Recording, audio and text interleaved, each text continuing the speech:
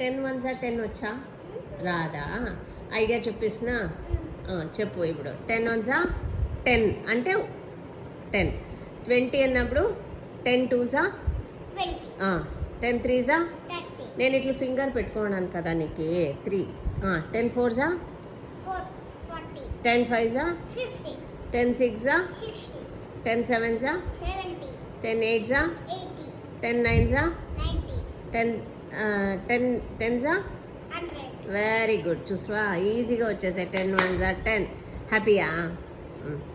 ఇప్పుడు మమ్మీ అమ్మ మమ్మీ అమ్మ బాగుంది. ఇది మమ్మీ అని చెప్తే మీరు ఆపోజిట్గా చెప్తారు అమ్మ అని.